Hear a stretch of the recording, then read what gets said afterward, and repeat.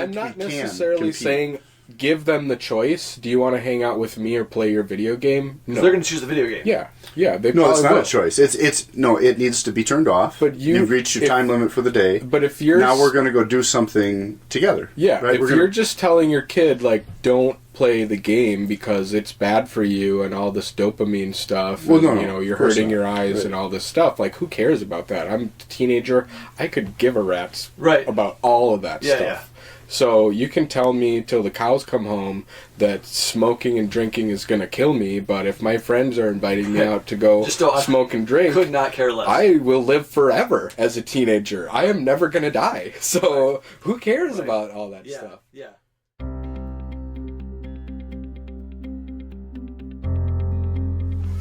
3, 2, 1. Welcome back to Plundering Leviathan, where two elders, pastors, and a layman today get together and talk about how we can reclaim culture's gold for Christ's glory. And Pastor Jeremiah is here with me. I'm Steve, and this is Adam Heim. First time on the podcast. We want to welcome Adam. Thank you. To the podcast. As I've gotten to know Adam, I can say that he would give the shirt off of his back for anybody. That if you need something, he's there. Yep. And he is definitely a giver, an encourager. Yep. He loves fellowship and longs for fellowship, and so you've been a blessing for me here in that regard, especially just to be able to have fellowship with a brother whose heart is on fire for Jesus. And man, I love you, and I'm glad you're here. And we had to get you on as one of the first guests, because we just want to see what crazy things you're going to say. Yeah. Because we're going to talk about video gaming. Yes. Yeah, that's the topic. Can we plunder? The one thing I might be an expert in. So that's the question. The heart of this podcast is taking culture's gold and plundering it, and for our good, for Christ's glory. And so the question today is, can we plunder the area of gaming? Online gaming or whatever kind of, specifically video gaming. Yeah. Right? Yeah, specifically, can we plunder video gaming for our good, for Christ's glory? Because the idea is there was gold in Egypt that was for Egypt's false gods and their temples and their idolatrous buildings. And when God rescued his people, he told them, you're going to plunder the Egyptians. So they willingly, in the story, handed over their gold, and they used that gold and reclaimed it to build the temple for the glory of God. And so what in our culture can we reclaim and build temples out of it? And so the one today is video games, which is very much a cultural phenomenon. Yeah. Did you bring any stats on so one stat how big is the 2.7 hours a day is what teenage boys average on video games is the stat that I got. So we've talked some about it's more boys than girls. Yeah. But girls are also in that world, but not as much. Our young people are on, their technological devices for just hours and hours. Yeah. The size of the gaming market has been growing exponentially. So according to Grok, I typed, how many hours a day do American boys spend playing video games? American boys aged 8 to 18 spend an average of about 2 hours and 17 minutes. Okay. So Yeah. Yeah, you pretty much, that's 69 minutes per day on a computer or console games, another 27 minutes on mobile games, so like mobile games on their phone. But so about 2 hours, 2.5 hours a day. Which nobody cares about. All they care about is who do they know that plays video games? Or do they play video games? Yeah.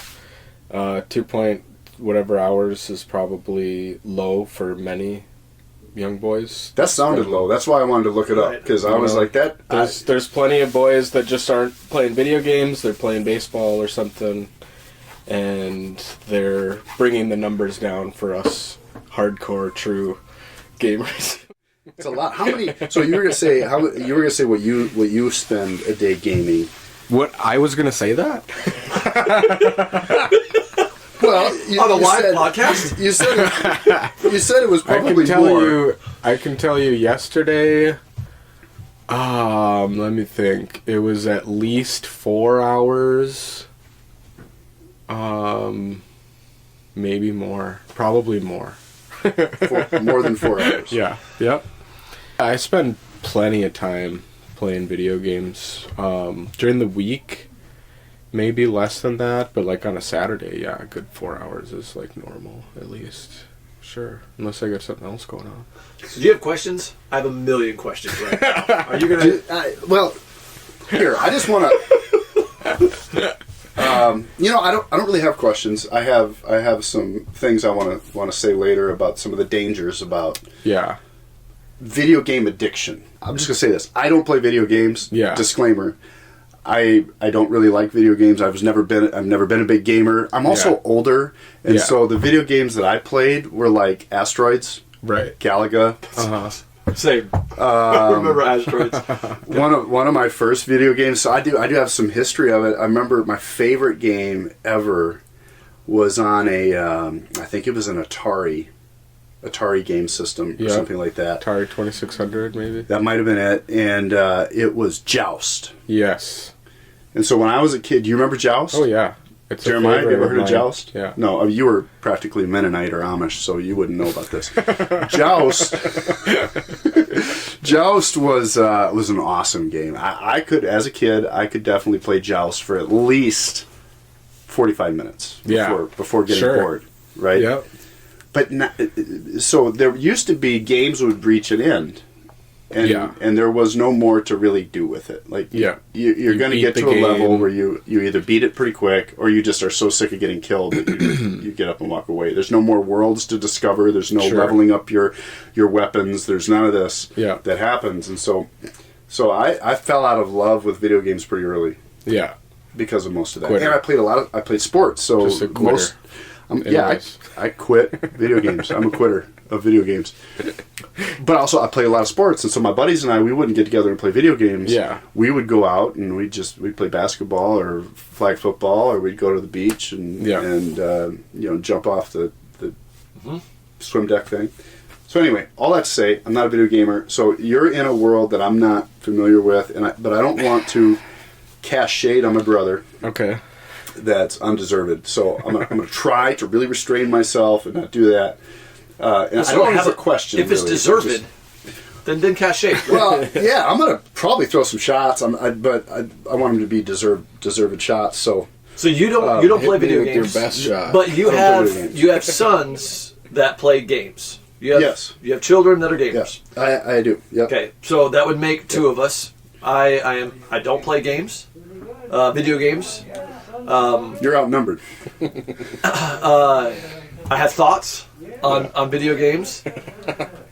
I have 4 boys. They love them, and so we have a.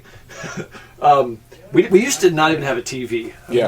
We got not anywhere in the house. Yep. And what we do now, if you navigate your way downstairs, you'll find a TV. And if you're looking at the TV, you'll see we have. I don't even know what they are. I mean, Xbox. I think is you have an Xbox. The platform. Yeah.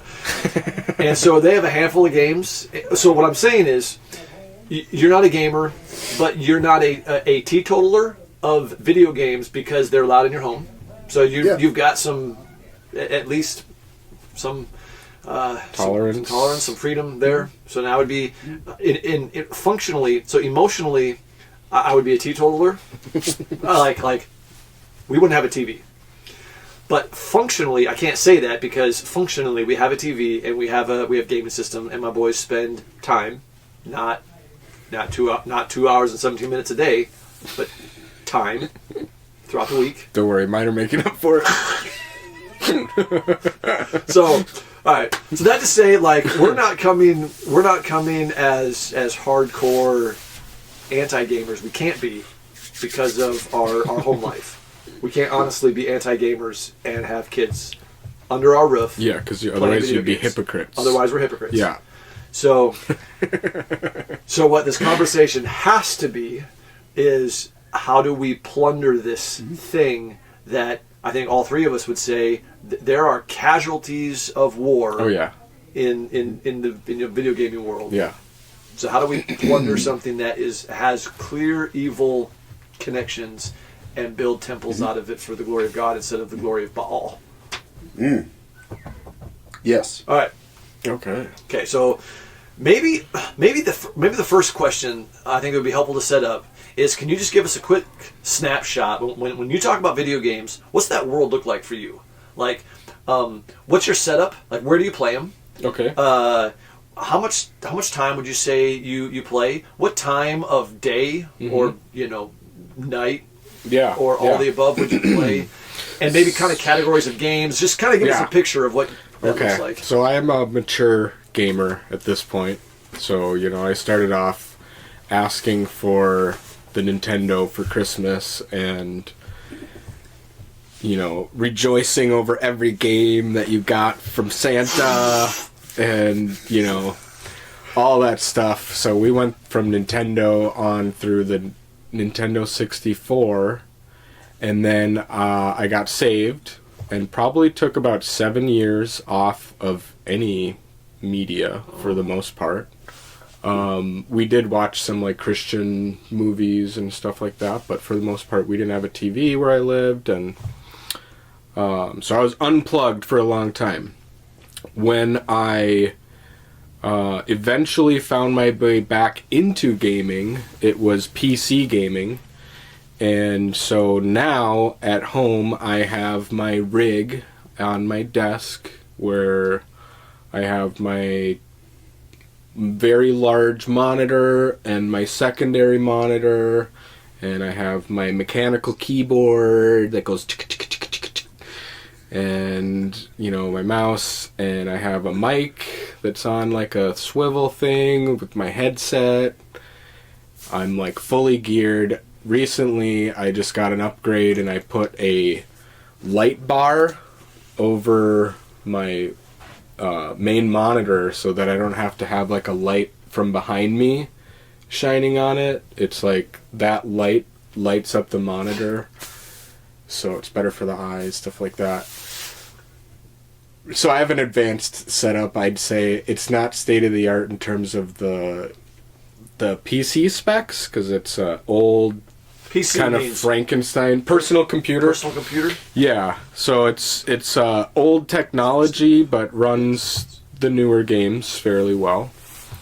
When do I play? Whenever. Like, whenever I have time, whenever I feel like sitting down to play. I have a library, a catalog of so many games that I've built up over the years. Pick the game I want. Yesterday it's Baldur's Gate 3, which won Game of the Year last year.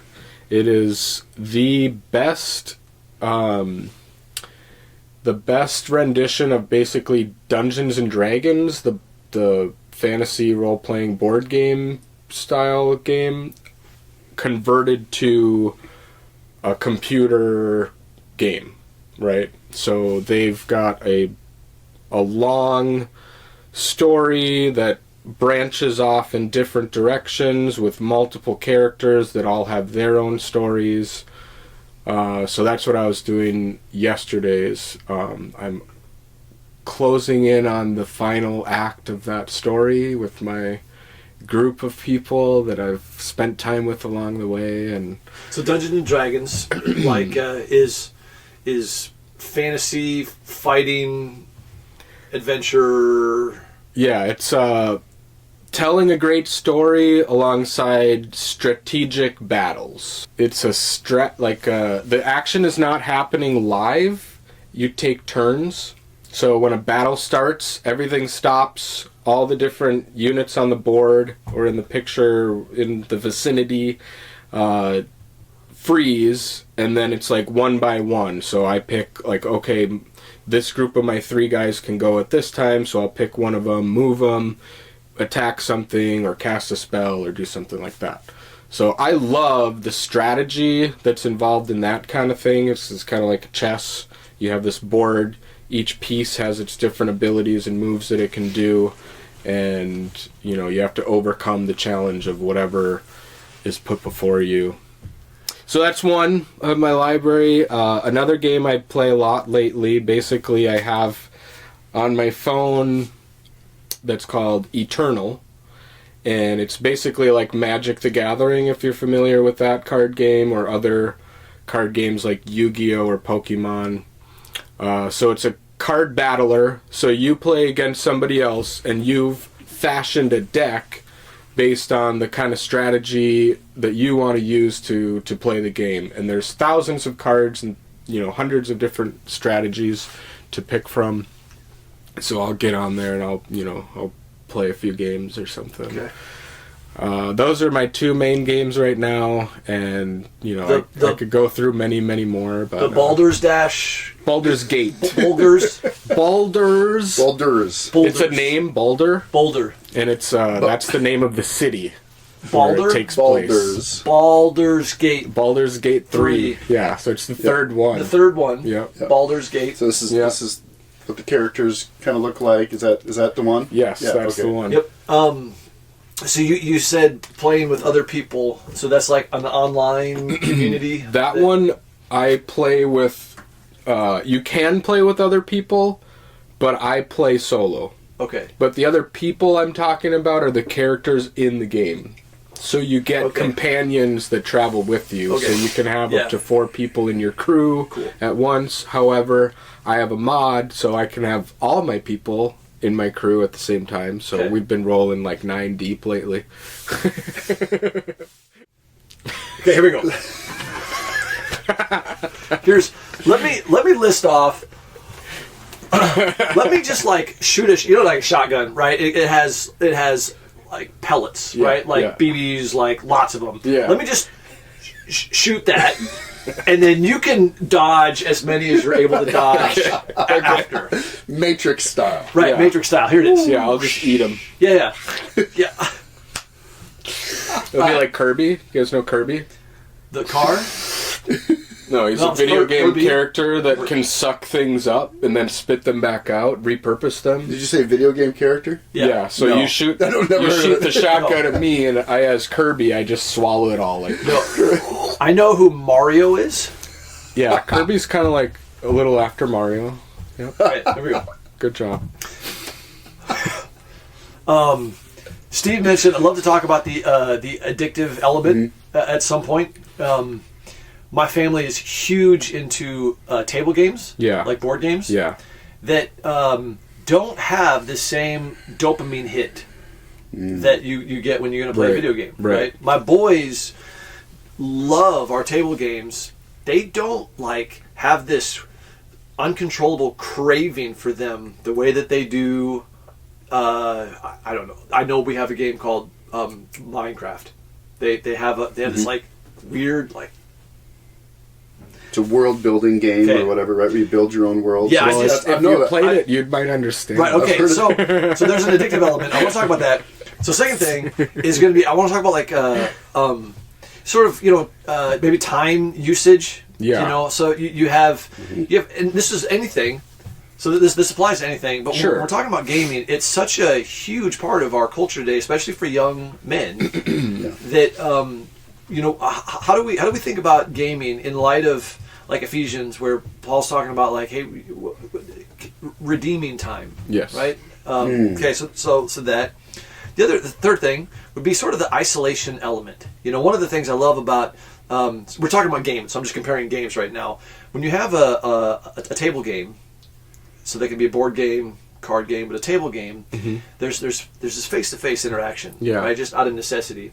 And when you play a video game, there's this turning away of the face, and so you don't have this face-to-face interaction. One of the interesting things that I was thinking about this morning, just as as I was thinking about this podcast, is every time the Bible talks about a face being turned away from another face, there's always sin involved. It's always an act of, like, when we turn our face away from somebody, it's negative. When God turns his face away from us, it has to do with sin. And not to say that there's 1-to-1 ratio, but the image of faces turned away just is powerful language in the Bible. Yeah. That's right. So I want to talk about, like, the sort of communal element, where, like, Sure. you're talking about, like, hanging out with your 9 buddies that actually don't exist. They're like Right. in this gaming world, Yeah. right? All right. Third, They're NPCs, non-player characters. that's what I was just going to say. You took it right out of my mouth. I was going to say NPCs, they're like yeah. NPCs. Right. Yeah. Like the vast majority of the populace. Yeah.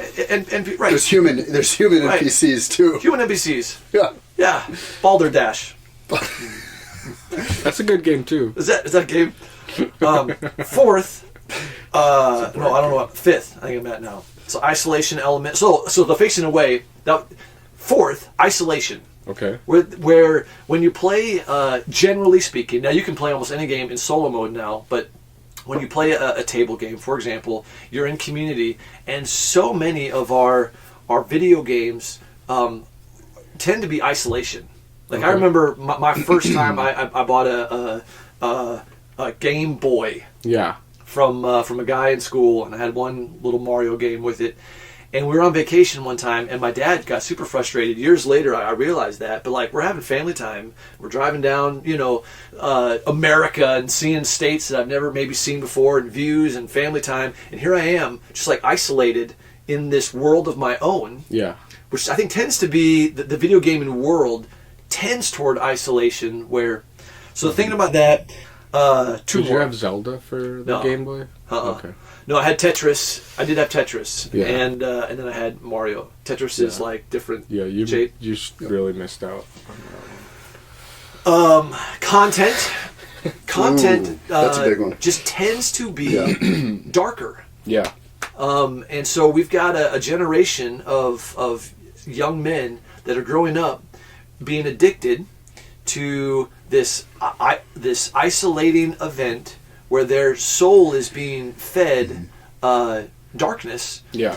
And that dopamine hit keeps them craving, like, I got to come back and I got to get more. And in order for that hit to really land the second time, you need to go deeper, further. Did you have one more? I'm going to talk about, when you're ready, the dopamine, just what it is, what it does.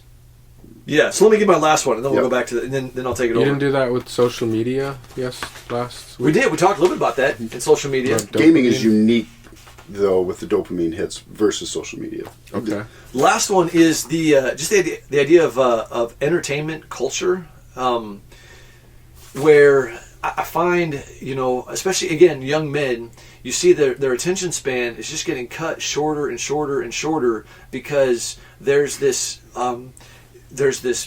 feeding of entertainment that to grab a young man's attention for a 30-minute sermon or a 15-minute conversation is getting harder and harder and harder because they're just getting sucked into this world of entertainment to where I feel like it wars against focus, where we just have a harder time focusing in on deep, meaningful things for any length of time, because our minds haven't been trained that way. Like you talked about, when you were growing up. The same with me, and I think the same with Adam. Like we spent a lot of time playing basketball or climbing trees or building sports or forts or skateboarding or whatever. So your mind is constantly creating and thinking and conversing and fellowshipping, and so that it's being exercised in that way, to where I feel like the gaming industry is like the video gaming industry, along with maybe social media and just the whole like entertainment world in general. Think of like amusement, right? The amusement is two words. Muse means to think, and negates whatever comes after that. And so the whole idea of amusement is not thinking. We're just creating an environment where you don't have to think. And I think that has long-term ramifications that play out in all kinds of ways, not the least of which is engaging in a relationship with your God through meaningful time in the Word, where you don't have flashy images and, Well, that's good. All right. Quick response to that. I tend towards games where it is not an amusement. There is a lot of thinking involved, a lot of strategy. So you would say that this differs from amusement? The type that Jeremiah's the type that talking I about. play. Now, granted, there are tons of games out there that are strictly amusement. Especially a lot of the stuff like on Roblox.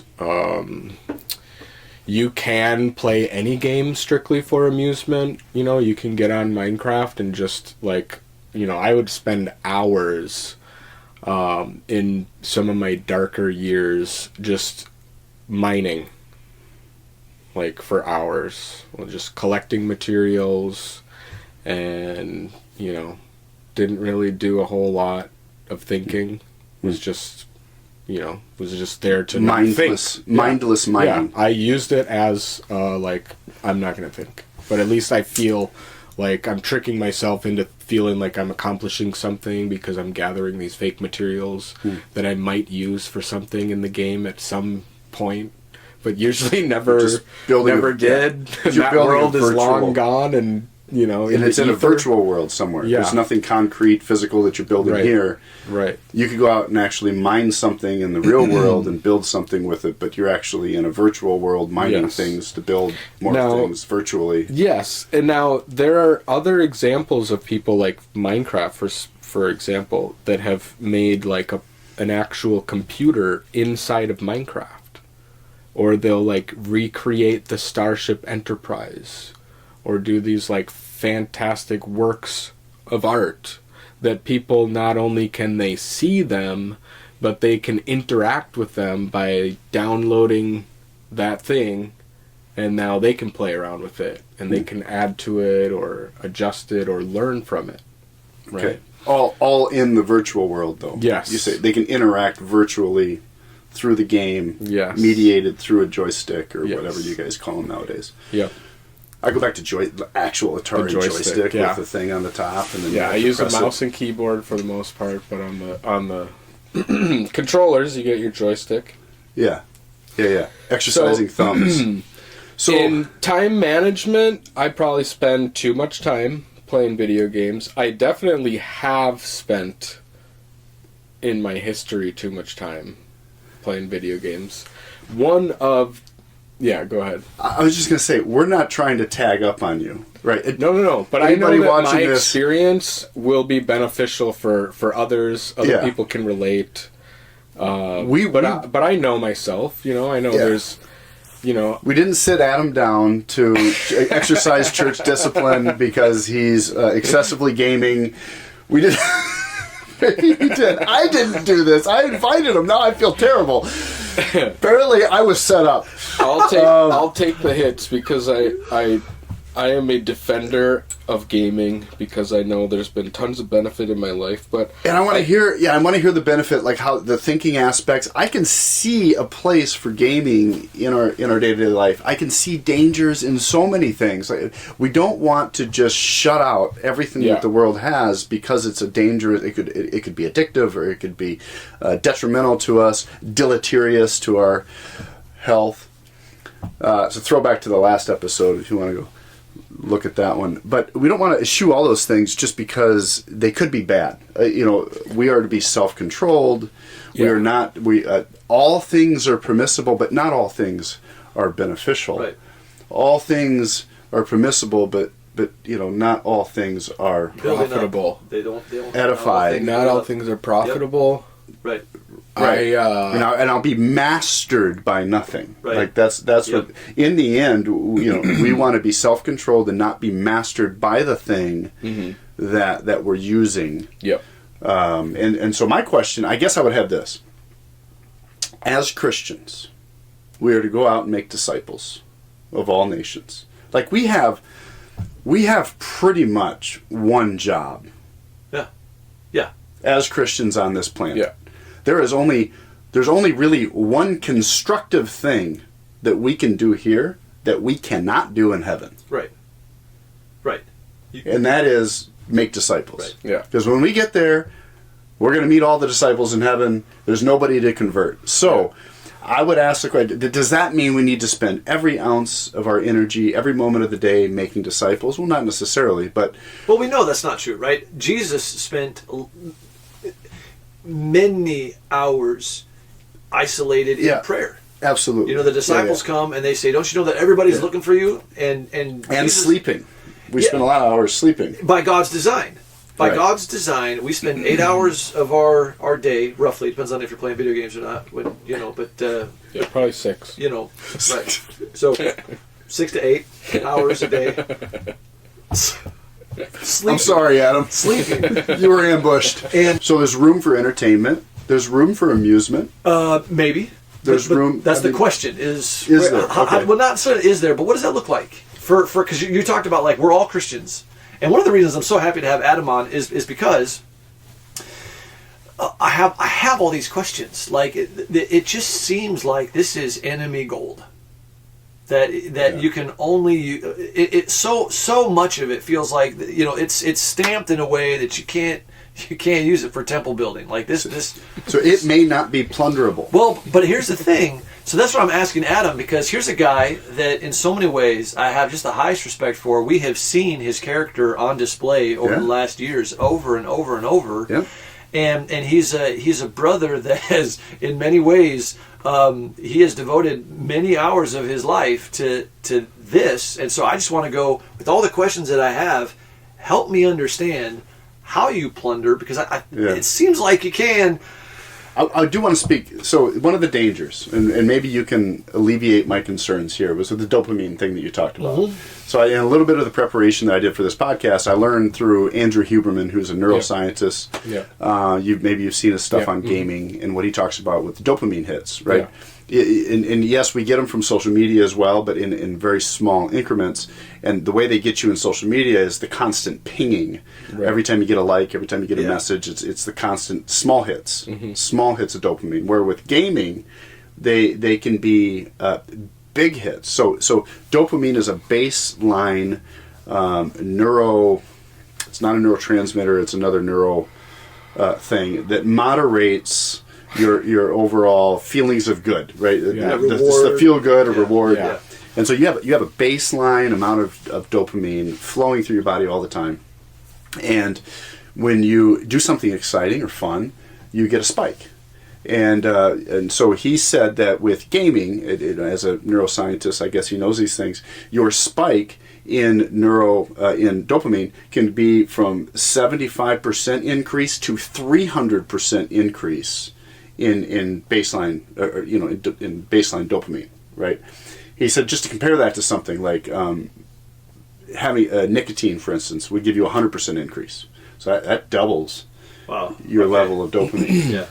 Depending on how exciting the game is and how the what'd you say, the apex, the climax of the story, or like some pivotal moment. So he says the more engaging these games are, the higher that climax. And so it can go up to 300% increase of your baseline dopamine level. Just to compare that to something, nicotine's 100%, but then cocaine you're is comparing it to drugs, which is already kind of like painting a certain narrative. You know, that's why I brought up the movie. Because they're addictive, and I mean, but it has the same effect, right? So the dopamine, the reason people do drugs is because it does give you a dopamine release. Sure, which but that's makes the you feel same good. reason we watch movies and pursue other forms of entertainment or play games. You know, we're getting a dopamine spike when we hit the ball out of the park and everyone's cheering and we're like, oh my gosh, and I've never gotten a dopamine hit from a video game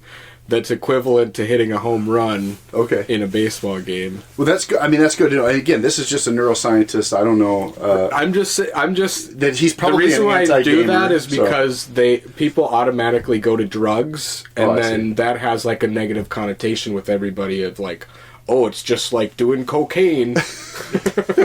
Well, yeah. I mean, you can push back on that, but I mean, dopamine is dopamine. I guess. if cocaine has a 225% increase in your baseline dopamine and a very exciting video game has 300%, I mean, if we don't like that comparison, the point there you is can use sex, for instance. You don't need the cocaine. They did say you can get the video game. Let's do a positive. Let's say sex. Sex gives you a 100% increase. Yeah. In dopamine. Yeah. So take a positive thing. Let's not take drugs. Let's take sex. Sex is good. God created it, and it's part of His good creation in a marriage between one man and one woman to be enjoyed. So cocaine is good, created by God, but in its powder form, probably not the best way. Well, we're not plundering cocaine today, so we'll have to get that. That'll be on another episode. That is coming. You're opening up all kinds of doors here. But take a good thing like sex. Increase of dopamine. After sex is 100%. Okay, so there's a good thing. Yeah. But they're saying video games, it's up to 300. Sure. 300%. But what's the point of that? The point is the dangers from that. So if we're gaming, 4 hours a day, 6 hours a day, and we're getting this spike, right? We're playing until we get the spike or whatever. What happens to your baseline dopamine because of these constant spikes is it lowers. The problem with that is the baseline dopamine at a low level affects your overall sense of well-being. Okay. When you lower your baseline, because the spikes, right, for whatever reason, affects what you naturally have in your system, right? And so if your natural levels are this, and because you're constantly exposing yourself to these big spikes, your natural levels come down here. Sure. There's obviously going to be a detrimental effect to your health, and what they're discovering is that it lowers your motivation to do things. It lowers your experiences of joy from anything other than the thing that you're getting the dopamine response out of, or spike out of, right? And so things that used to be enjoyable are no longer really enjoyable because it's that thing in the video game that's giving you the joy, that's giving you the dopamine spike, and your levels have now dropped so that nothing else is as exciting as that thing. And so they're finding, through their studies, that people are just getting depressed, more so, and not motivated to do things. And I have to say, I've seen it. I was going to say, that's pretty observable in our culture and even in my own family. Yeah, lack of motivation, lack of joy from just going out and taking in a beautiful day or going on a walk. There is definitely something going on there. There is something to that. Yeah. And I think that is a warning that we need to at least look at. Yeah. Brother, and that is my concern, is that are we taking something that can be allowable, and is it affecting our brain in such a way that it's actually your brain. Detrimental to us? So that would be my Yeah, I think that picture you paint is probably more common. The more common kind of experience that people have. I'd say I have some of that, but like I said, I'm a mature gamer. So I've gone through all the stages or all the ringers or whatever. Okay. I don't think you'd say that I'm like a depressed on average type of person, or like lack excitement for life or drive for life because I play a lot of video games. But I definitely had periods where, I don't know if it was because of the games or because of my life circumstances or the whole maelstrom together, where it was like, I'm just here vegetating and, just whatever. But, would it have been all that different if I just sat around watching movies all day or just sat around listening to music all day? I did find some relief, like, after my divorce. This was when that's kind of the period I'm talking about, is I didn't want to leave the apartment. Like, I had no desire to interact with people or really do anything at all. So one thing that I really cherished was I had this game that was like a strategy game where you have a few characters and there's this map. It was similar to chess because it was a hexagon map, but you have fantasy characters and you take turns moving them, and then fight 1v1 or 1v4 or whatever. But the cool thing about it was that there was chat, so I ended up chatting with people on there and having some kind of like human contact and interaction, albeit very little, but there was like something there that kind of like helped me maintain my humanity through it all. But yeah, I mean, there are definitely risks, and there's definitely you can be given to gaming in a way that's very unhealthy, and it's specifically because it is so, like, it's such an entertaining form. Like, I love movies and I watch lots of movies, but gaming allows you to interact with the story. You get to become part of the story, or you get to be the hero in the story. So those components of gaming just make it so attractive for so many people. Also, that's just one type of game. There's the other types of games, like the multiplayer experiences, especially the competitive ones where you're part of a team, okay, and it's just like football or baseball, playing on this team, and you have to match wits with your opponents, and you have to make split-second decisions, and you have to train, and you have to be the best of the best in order to, get into the gold league or get into the diamond or platinum or, the top ranking players in the world play at this level, and there's something to achieve there, and there's a drive behind why I spend so many hours doing it, because I want that success that comes from like the time spent, the hours spent, the humility to have to learn different things and incorporate that into your play. So there's a whole world of good in gaming. And yes, the risks are many. It's just like anything else in this life.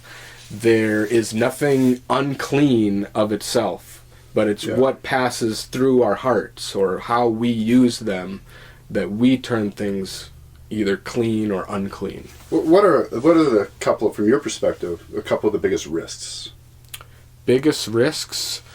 So the lack of motivation. If you have a video game that is so addictive and like you could just play it all day every day, well, now who cares about anything else? Who cares about building relationships with people? Who cares about cleaning my house? Who cares about anything productive in life can be stolen by that thing that you're just like sucked into and addicted to and attached to. I'd say that's probably the biggest risk, is allowing the game to be your master. Sure. Because they make the games to be addictive. I mean, this is part of the design in them. Look, they want you to spend more time on them. There are some games that are made like that are trying to get people to spend money. These are called gacha games. So you have actually a gambling aspect in this game, and this is really another high-risk thing. I got into it myself in a certain game where I spent probably $500 on one game. People will spend thousands, like grown men who have good-paying jobs will sink thousands, tens of thousands of dollars into games like this. So that's another big See, that's risk. the thing is, in my experience, there are very few casual gamers, video gamers, because of the addictive element. You either don't play, or that's your life. Yeah. And so, like, when we say that's a danger, I go, man, I think you're right, and I think it's that it's so dangerous because you know, in my limited experience, but in the experience that I have when it comes to like college roommates and my sons and whatever, if you don't have any parameters, like my kids play games, but it's minutes. If they play in a day, it's minutes, not hours, because they've got imposed parameters from their authority, from their mom and their dad. Yeah. Without those parameters, it turns into it. I know my boys. It's going to turn. It's hours. Yeah. So how would you say? So here's. I want to end. I mean, as we're thinking about getting to wrapping it up, one of the things I'd love to just hear is, can you talk about your heart as a dad, as a follower of Jesus, as a maker of other joyful followers of Jesus, because I've seen your heart. When you have so many dangers, whether it be this constant lowering of your baseline dopamine level to the point where a sunset just doesn't do it for you anymore, or sticking your tongue out to catch the snowflake just doesn't do it for you anymore, because it's not the rush. When you think about the fact that God made us for community, and it's not good. One of the first sentences, it's not good that man should be alone. Now he's talking in the context of marriage, but that sentence is true even outside of that, in that isolation isn't what God designed for us. And that just tends to be the gaming industry. The games tend, not always, but they tend to be darker. What is, how do you guard your heart and your mind in Christ Jesus?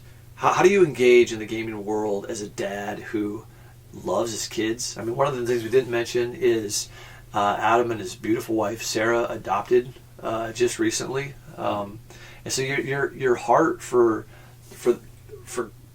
children, for your children, is clearly on display. Your heart for mission has been on display. Your heart for the family of God is on display. You've had more people in your backyard for community than probably anybody else in our church family. And so your heart is there, and even when you haven't, it's no fault to yours. Yeah. The text has gone out, and it hasn't. Yeah, guys, we've missed the bat signal. All that to say, I am so concerned. Yeah. About what the video gaming industry is, the culture that's creating in particularly our young men. So I think would be really helpful is if you were to answer, speaking to the young men in our church. Yeah. How do they guard their heart and mind, redeem time, pursue community, and maybe above all, remember that Jesus is with them, like always. Yeah. And so they're gonna, as they spend their time doing whatever, and what they spend their time doing. Yeah. How do you engage this world as a Christian? Okay. Well, I'll take you back to when I first got saved, because I think it's important to my whole picture and how I view gaming started, as a child and stuff. But when I got saved, I had this thought, and the thought was that, okay, I spent all this time playing games, and am I getting any profit from it?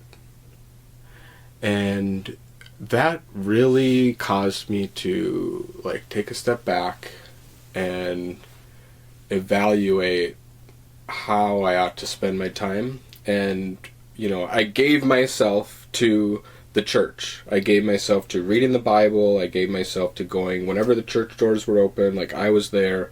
So I threw myself into the body of Christ in a way that was just reckless abandon. That was my new family. That was my new life. Everything.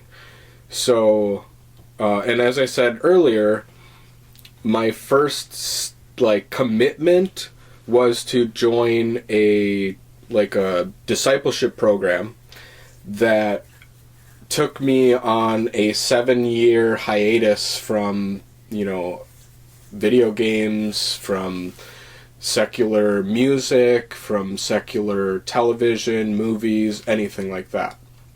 So if you're looking at my life as a gamer and saying, well, Adam played 4 hours yesterday, I should be able to do that. Well, yeah, but I started out with like a 7-year fast.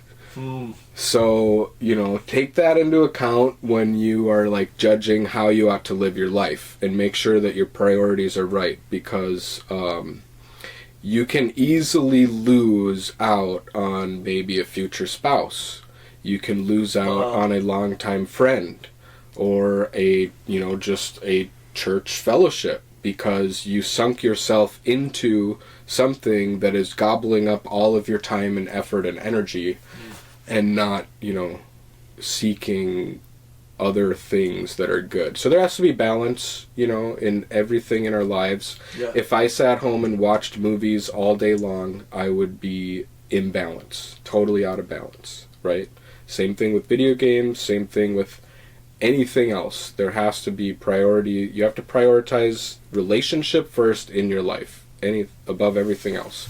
Now, video games have been a great tool for me in building relationships, because I can relate with younger kids that play video games. I have some friends across the country that will get on games once in a while as a way to connect again. I played games with my wife. And also, my idea of gaming, or my approach to gaming, is I think it's a Chinese proverb that says, from one thing learn 10,000 things. And so there are whatever I do in life, I'm looking at it as a learning experience, not just as something that I'm like wasting my time doing or whatever. And my mind, what it does when I play a game is I am dissecting the system.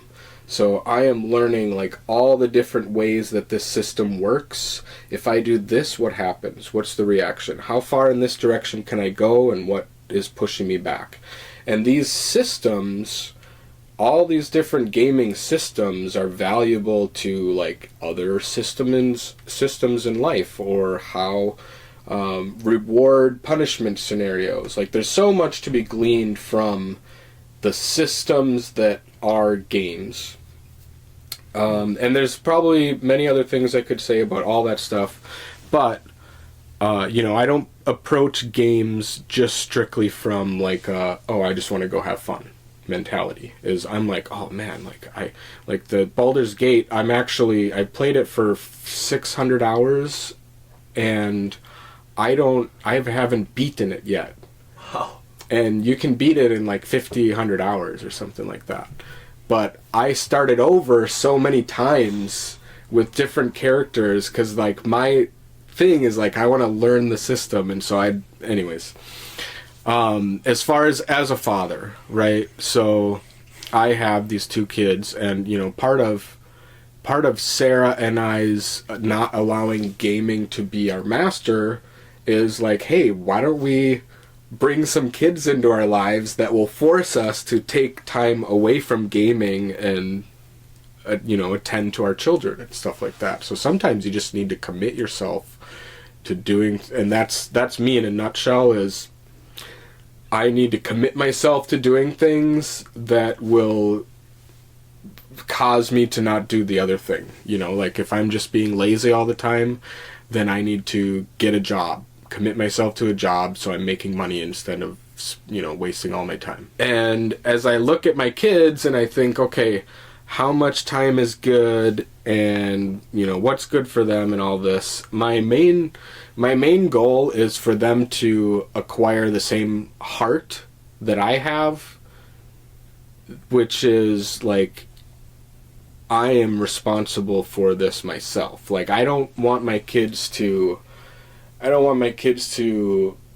well, because Dad told me to, this is what I have to do. And, when they leave my house, I'm not going to be there to protect them. I told one of them particularly, like, once you leave the house, you can do this thing all you want, and I'm not going to be there to stop you. And so you better make sure you get a handle on this before you leave. That it's in your own heart, because it will destroy you. Like if you are completely given over to this one thing, no matter what it is, like that will eat you alive. So I try to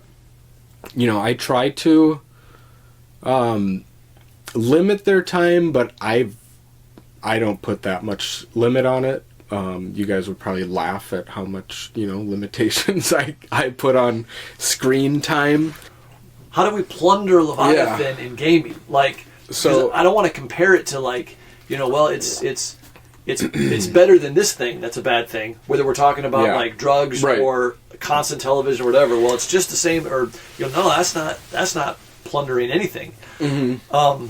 So I think it's very simple. I think many churches have like a baseball team or something. They use like the sports to glorify God, right? They get exercise. They do things that they use the sport for the glory of God.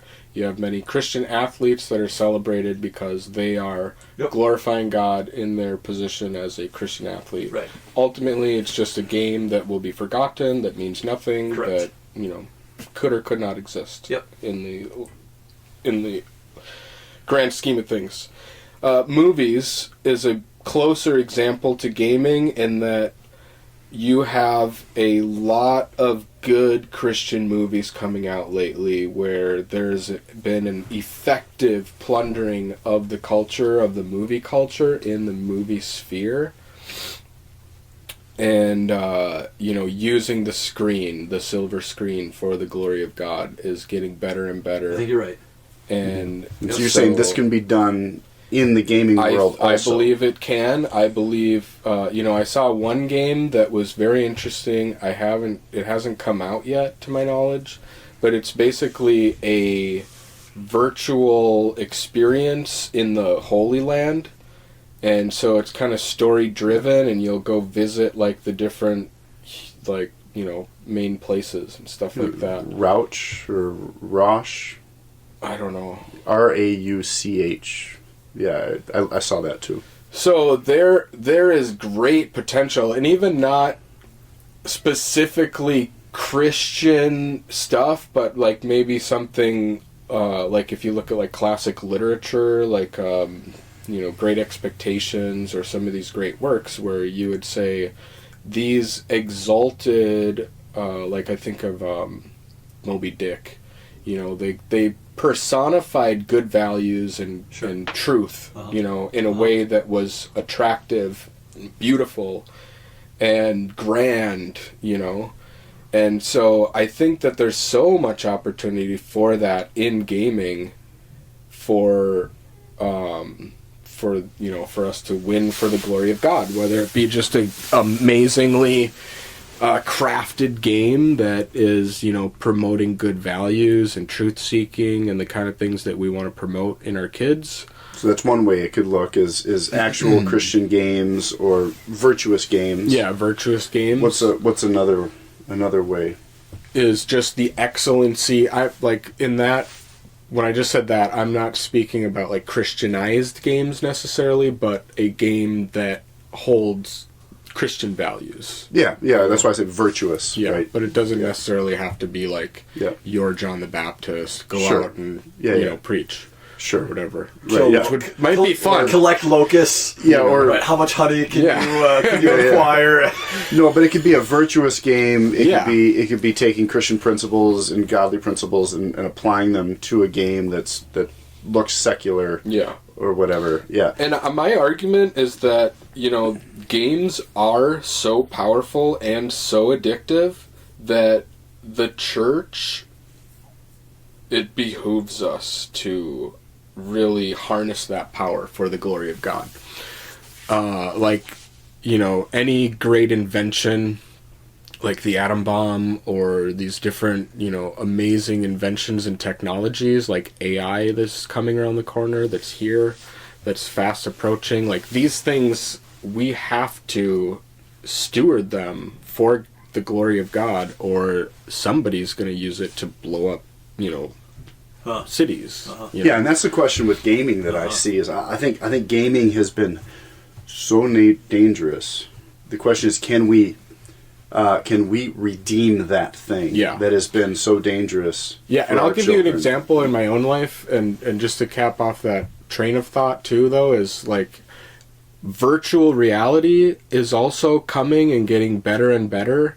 And if you think you're going to compete with that with your like Sunday sermon or with your like family Bible time or like anything, you know, like it's going to be a very, very hard competition. Like you better win their hearts to Jesus, because entertainment wise, like I'll ignore the sermon. Because when you say competition, you're talking about like the entertainment value, the physical, you know, like, because if my heart is tuned to God, it doesn't matter what party is going on next door. Like I'll sit and listen to someone preach the gospel to me, and I'll sit there in tears. Like, tell me the gospel again. I'll hear it again and enjoy fully, right? Knowing that I have a really fun game to play when I get home. Doesn't matter. Like that's out of my mind right now.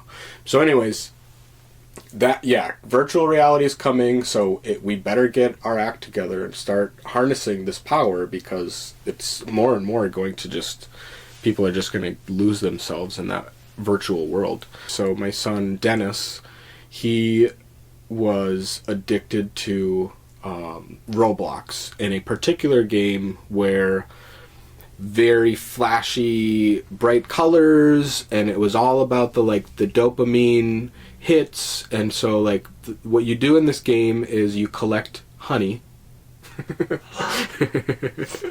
It's a bee game. Like you have bees, and the bees, you know, harvest honey, and then every so often you go back to your thing and like, you know, put all the stuff that you've collected, and then you can buy more equipment that will allow you to harvest more honey. And it's just this kind of circular thing that takes place, is I need to get the resource and then get stuff that will allow me to get more of the resource, and then go get more of the resource. Now it's come to the point where he's playing a game called, we got off the Roblox, we got past that season, and now we're playing Rocket League is one of the main games. And Dennis has gone, in like a matter of a few short months, from being a player that is just your average guy to, and if you don't know Rocket League, it's one of the coolest games. You're playing soccer, driving a car. So there's a giant ball, and you drive around and try to get the ball in the other person's net, and you can jump and do flips and all kinds of stuff. So the really good players are able to do something called air dribbling. So you hit the ball into the air, and then you go fly with the ball, and you're like carrying the ball and dribbling the ball into the net. And Dennis is able to do this now. And I've played many hours of Rocket League, and I never got close to that. Like, my goal was to be able to jump up and maybe hit the ball in the air instead of like when it's on the ground. So anyways, he's learning, like goal setting. He's taking time to train. He's I've under my guidance, he's way less reactive to other people. You know, like gaming is something where it exposes your heart if you're open to it, where, oh wow, this person just did this to me. How am I going to react? Am I going to throw back some cuss words at them, or am I going to, brush it off and be like, hey, good game, whatever it is. So that's something I wanted to bring up too, specifically, is gaming exposes, it's a good way to look at your own heart, a mirror to your own heart, and be like, wow, that's not good. Maybe I should not do that. As a father, I'm encouraging games that,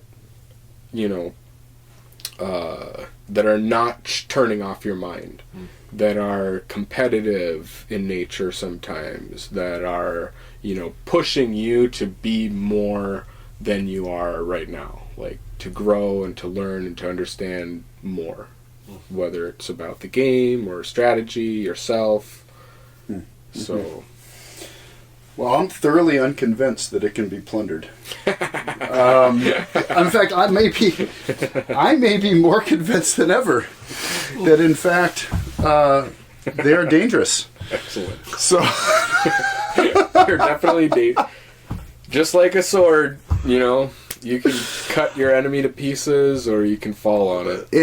And if I didn't know Adam's heart and his love for the brethren, his love for Jesus, all of these things that I'm hearing about gaming would really frighten me, quite frankly, because I just can't imagine to be so outside bodily experience. I mean, you know, Jesus came in a body. Mm-hmm. He didn't come virtually. He didn't come some other way. He could have easily waited another 2,000 years and just came through AI. Uh-huh. And you know, everybody in the world would have seen him, but he didn't. He came at a time when, you know, they had to walk on Roman roads, and he came in a body and incarnationally. And when we come together to worship, you know, we come together in our bodies, right? And you can do online, you know, services, but they aren't the same. No, they are not actual gatherings, right? They're not. And so when I hear a lot of this, I just think that it's become. My concern, brother, is that it's pushing us away from this face to face, spirit on spirit, where 2 or 3 are gathered together. You know, I know that's the context is church discipline there, but still, the spirit is there. And I don't know that that's possible through online virtual interaction with people. And so I'm less convinced that gaming can be plundered. So I don't think we're going to get our answer today. Right. Part 2. I think there's some things we could consider. I mean, I like what you said about, you know, in raising your kids, you're actually, you know, seeing where their heart is being exposed, right? And you're walking them through them, and you're training them in righteousness. Those are the best things that you said. I like that. I love that. I think that was good. I think, quite frankly, I think that our time could be better spent doing other things. Mm-hmm. I think that there should be probably some limit put on, you know, max time, so that then we can go build a life together. We can go do things out in I mean, I don't know. That's just an idea that maybe there's a time limit there. Well, that would be good to you set. have to create experiences that are more desirable than the video game. That's on you as a father. Because you can't. Does it have to be more desirable? Yes. If you can't stack up to a video game, then like why do I want to hang out with you? I don't know that we can create experiences that are more desirable. Well, because you're not competing, to Adam's point, I think you're not saying you've got to compete with the 300% dopamine increase. Right. That's not what you're saying. You're just saying, like, you can't just say to your kids, hey, no video games, and that's it. Like, you got to say, hey, we're done with the video games, and now what? We're going to go cliff dive? So, what are we going to do? What's going to be more? I'm saying, like, okay, let's wash the dishes together. Yeah. And then that time that you spend with them washing the dishes together, they appreciate the time they spend with their dad, and it's not like him harping on how much I play video games all the time. I see what you mean. So make it enjoyable. Well, not even, like, I don't think Adam's even saying the enjoyable piece. It's just, don't just say not this and then there's nothing else. Yeah. It's you're right? Like something constructive. If you can't compete with the video game, then you are like, what are you?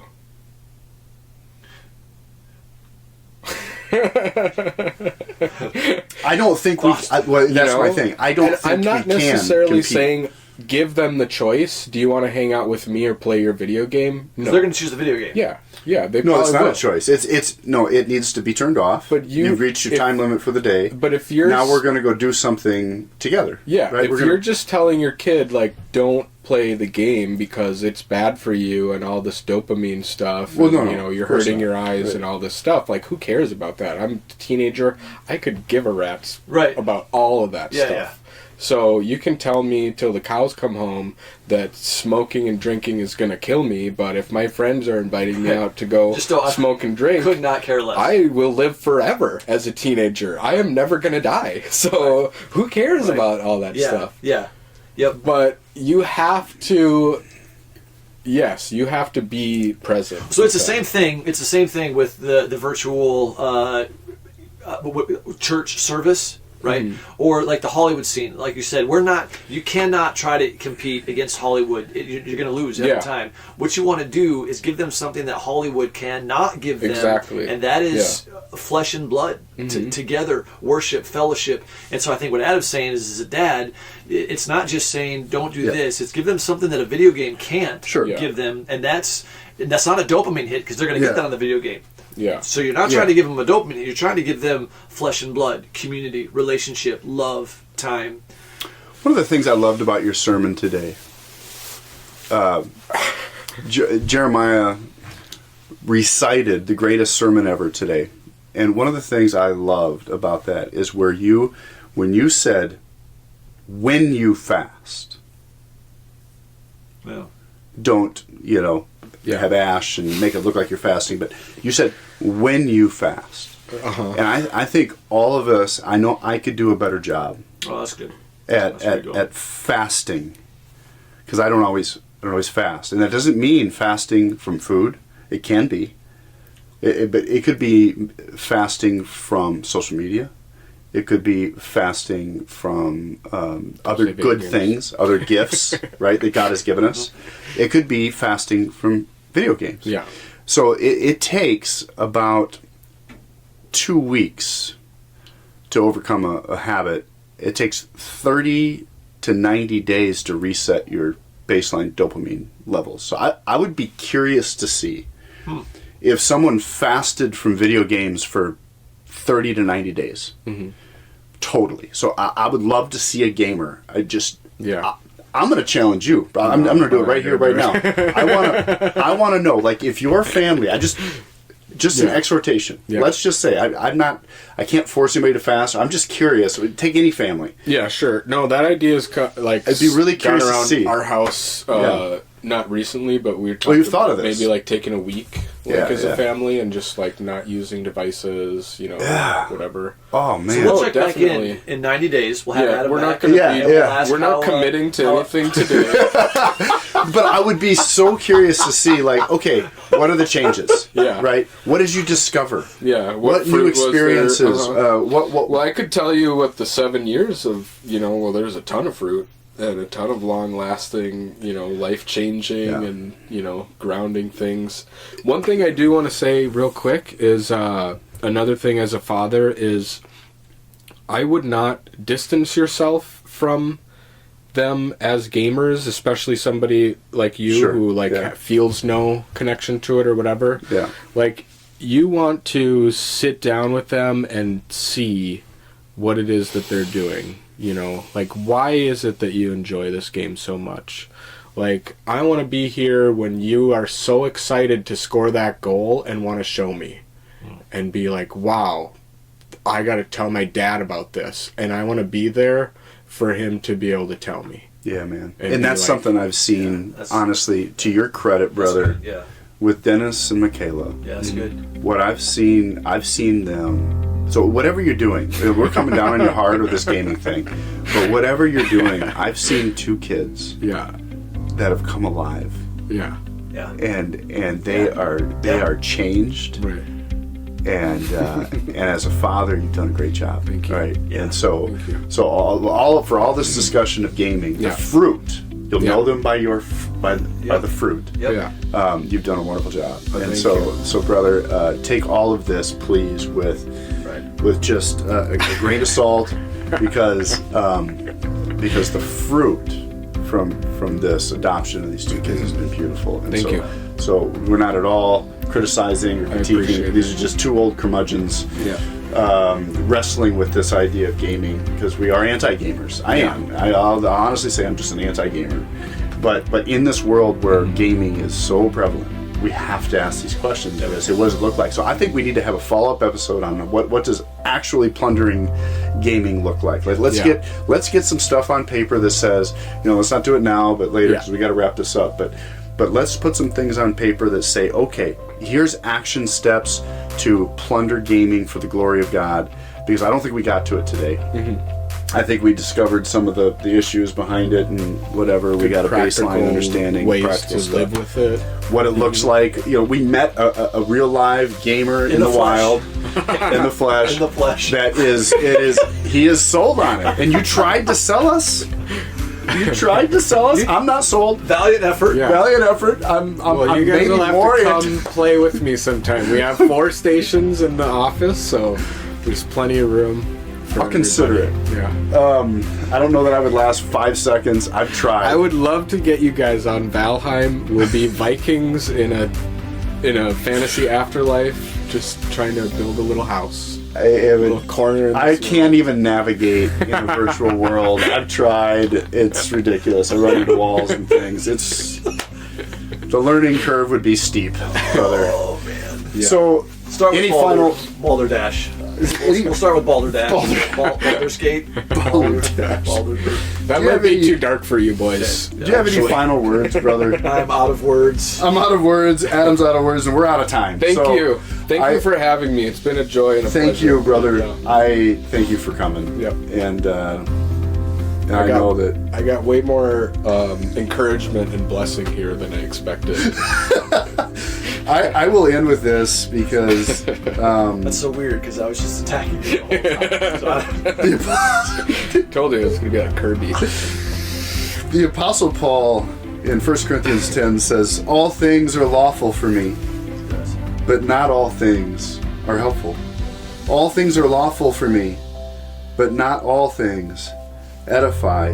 Let no one seek his own, but each one the other's well-being." And so if that means that you're gaming, I believe it's permissible, because all things are permissible. Yeah. But I think let's make sure that we're seeking each other's well-being, and that's what I heard from you. Seeking your children's well-being. Yeah. Through gaming. Yeah. Right. And so I commend you for that, and I love that in you. And then we'll wrestle with the other things later. I'm looking forward to hearing what the fast is going to do for you and your family. Can't wait for that. 90 days. That's good. Can we start with 30? We'll start with 30. We might think about doing that someday, but I know the biblical fast is food. So we're on board with that. Yeah. Thank you, listen, brother. Thanks for tuning in, and remember, Leviathan is bound. Go take his stuff and use it for Christ's glory. Amen. Until next Amen. time. Thanks, man.